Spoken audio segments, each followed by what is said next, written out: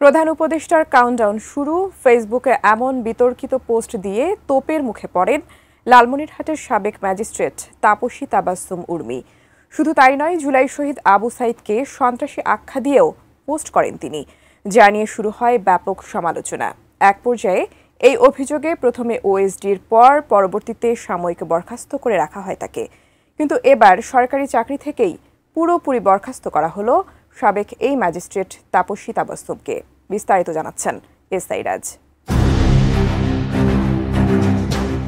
গত বছরের ৫ অক্টোবর নিজের ফেসবুক আইডিতে জুলাই শহীদ আবু সাইদকে সন্ত্রাসী আখ্যা দিয়ে একটি পোস্ট দেন লালমনিরহাট জেলা প্রশাসক কার্যালয়ের সাবেক সহকারী কমিশনার তাপসী তাবাসসুম উর্মি।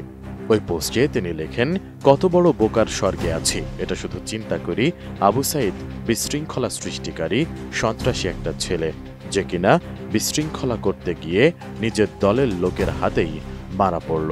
সে নাকি শহীদ, এটাও এখন মানা লাগবে। সেই সাথে অন্তর্বর্তী সরকারের প্রধান উপদেষ্টা ডক্টর মোহাম্মদ ইউনূসকে নিয়েও তাপসী তার ফেসবুকে লিখেছিলেন, সাংবিধানিক ভিত্তিহীন অন্তর্বর্তী সরকারের প্রধান উপদেষ্টা বলেছেন, রিসেট বাটনে পুশ করা হয়েছে, অতীত মুছে গেছে। রিসেট বাটনে ক্লিক করে দেশের সব অতীত ইতিহাস মুছে ফেলেছেন তিনি। এতই সহজ, কাউন্টডাউন শুরু হয়ে গেছে আপনার মহাশয়।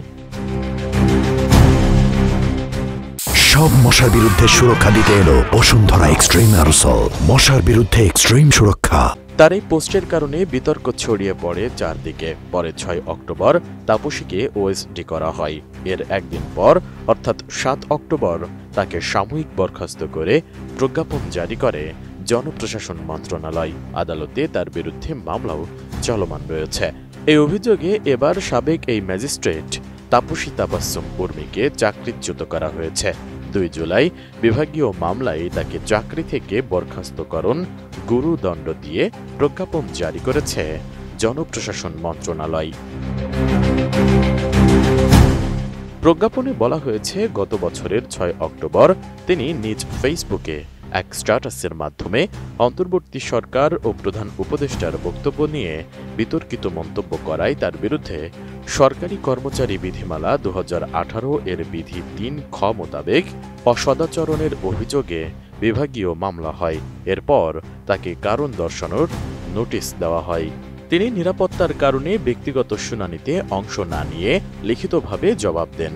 তার জবাব গ্রহণযোগ্য না হওয়ায় তদন্ত কর্মকর্তা নিয়োগ করা হয়। প্রজ্ঞাপনে আরও বলা হয়, তদন্তে অভিযোগ প্রমাণিত হওয়ায় সরকারি কর্মচারী বিধিমালা অনুযায়ী তাকে গুরুদণ্ড দেওয়ার প্রাথমিক সিদ্ধান্ত হয়। এরপর তাকে দ্বিতীয়বার কারণ দর্শানোর নোটিশ দেওয়া হয়।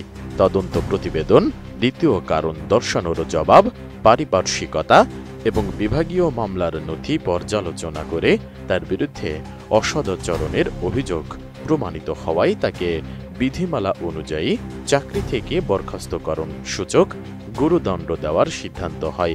সেখানে উল্লেখ করা হয়, এ বিষয়ে বাংলাদেশ সরকারি কর্ম কমিশনও গুরুদণ্ড দিতে কর্তৃপক্ষের প্রস্তাবের সঙ্গে একমত পোষণ করে পরামর্শ দেয়। রাষ্ট্রপতিও তাকে চাকরিচ্যুতির গুরুদণ্ড দেওয়ার প্রস্তাব অনুমোদন করেছেন। এসআই রাজ, এটিএন নিউজ।